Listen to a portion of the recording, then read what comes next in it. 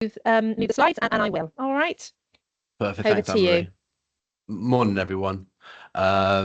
So my presentation is quite short compared to the ones we've had so far. Really just an addition to what other people have spoken about. Um, Listening to the presentation so far, you can see what a minefield, kind of what homelessness looks like and kind of how traumatic it can be for people. So preventing it in the first instance is obviously the priority. So I've been doing this early prevention of homelessness role under Talk Community for the last, I think it's pretty close to 2 years now. I'll talk to you a little bit about the role, and there's some kind of resources in this, and we can move over to the next slide, be great. So yeah, this early prevention of homelessness with the aim to reduce homelessness by preventing it at the earliest possible stage and supporting other service agencies and local community to build resilience through education and awareness, to consider those early indicators that may lead to homelessness and hopefully intervene. And that's done through partnership working from statutory services to community groups, and that's why the role sits under Talk Community really, because it has those connections to all areas of the community as well as those larger statutory groups, with drop-ins across the county, including market towns, deliver advice and signposting, referrals that should prevent homelessness at that early stage. And when homelessness is unavoidable, offering early advice to encourage a smooth transition into making homeless applications.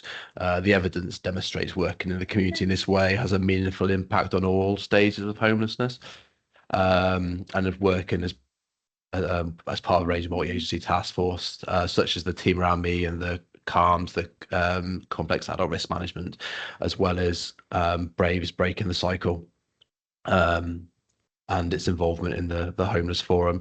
And after 18 months, the funding was secured to duplicate the role. And we have a new starter that is just in the early few weeks of that role. So there's two of us now. Next slide, please. So we're just talking about the reasoning behind the role. So we know that when people must approach housing, they're likely in for a frustrating and ongoing wait for housing, as Rob spoke about earlier, especially when much of the private rental sector is unachievable to most, and a lack of social housing to fill the need for the people that are trying to access it. We also know that people facing homelessness, whether that's rough sleeping or insecure sofa surfing, affects their health and well-being and could increase issues with mental health and opens people up to other complexities, such as substance misuse, but the list goes on and on. So even families facing eviction and temporary accommodation will meet challenges and traumatic experience. It's not going to be nice for anybody staying in a B&B. There's also the cost of living crisis that increases pressure on people trying to maintain accommodation. And that's a duplicate paragraph, which means I've been copy and pasting too much.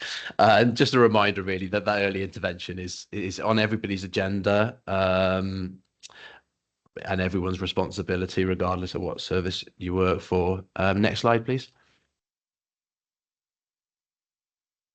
I just included this as just some early indicators of homelessness. A lot of them are common sense, really, but I won't read them. But I think the key one is that the out of character behavior at the bottom. So if you're working with people and then they are kind of they do seem out of character, they are demonstrating behavior that's out of character to them. It could mean that there are some concerns there that may lead to homelessness. And the earlier we have those conversations with people, the easier it is to intervene. And prevent any possible homelessness and all the complexities and trauma that brings. Next slide, please.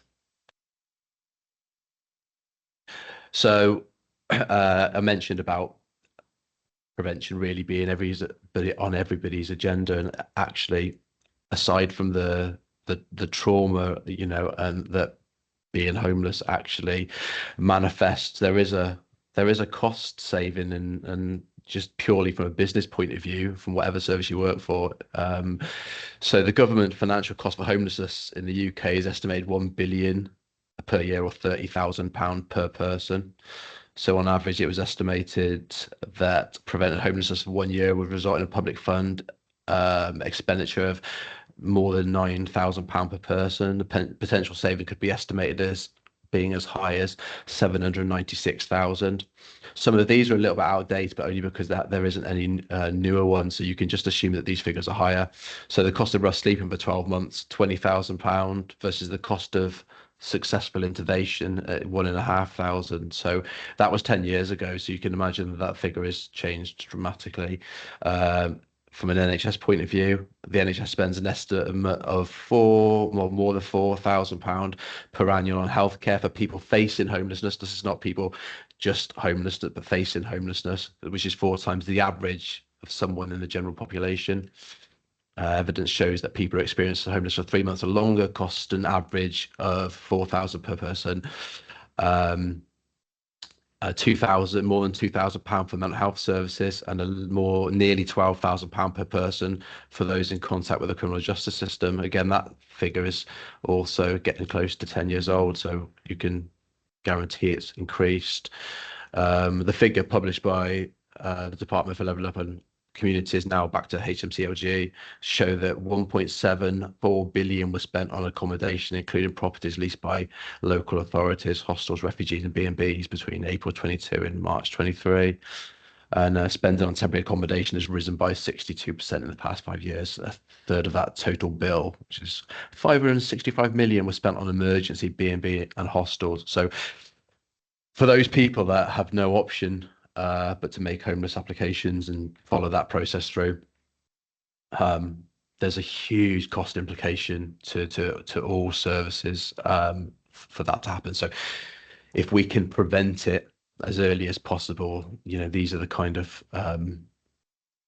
financial benefit, financial improvements that we can make to services as well as what we actually do to help those individuals.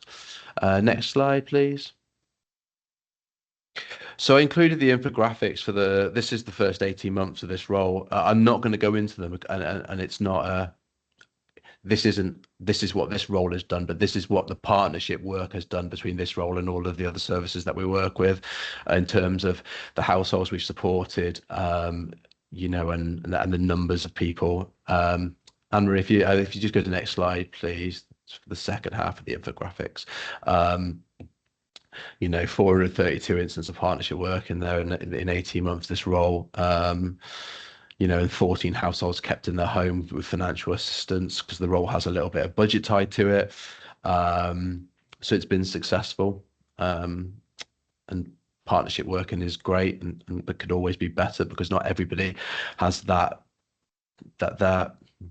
I think services are all quite busy fighting crisis, that I know it's difficult to consider preventative measures, but actually preventative measures earlier on means there will hopefully be less crisis later on for everybody. Next slide, please.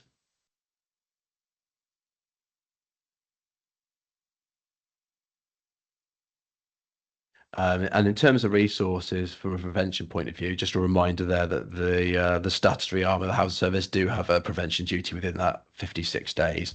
And you can get advice on tenant rights and,